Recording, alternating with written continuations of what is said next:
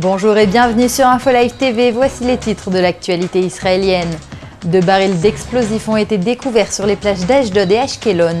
Selon les services de sécurité, ces charges étaient destinées à la mise en place d'un attentat de grande envergure contre Israël, en signe de revanche à l'assassinat d'un dirigeant du Hamas la semaine dernière à Dubaï. Les services du génie israélien ont neutralisé les charges et l'accès aux plages d'Ashkelon et Ashdod a été interdit aux habitants.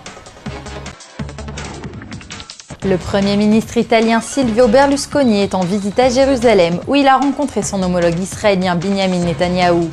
Berlusconi a planté un olivier dans la forêt des Nations dans la capitale et s'est rendu à Yad Vashem, le musée de l'Holocauste. Lors de cette visite, le Premier ministre italien a déclaré que son plus grand rêve serait de pouvoir compter Israël parmi les pays de l'Union européenne. Come membro dei paesi dell'Unione Europea. Lors d'un dîner organisé en l'honneur du Premier ministre italien, ce dernier s'est exprimé sur le sujet iranien. Berlusconi a affirmé que son rôle était d'éviter que le monde ne soit gagné par l'indifférence, ce qui a déjà conduit à une tragédie lors de la Seconde Guerre mondiale.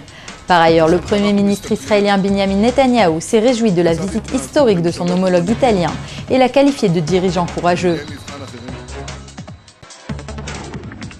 Une manifestation a été organisée par des habitants arabes israéliens au centre du pays, dans la ville de Lod, en signe de protestation contre la destruction de logements illégaux. Des centaines d'habitants arabes étaient rassemblés sur les lieux, ont brandi des drapeaux de l'autorité palestinienne et ont crié des slogans anti-israéliens. Par ailleurs, les habitants juifs de la ville affirment que la ville s'islamise, mais n'éprouvent pas pour autant ni crainte ni peur. Une manifestation a été organisée en face du siège de la Banque d'Israël.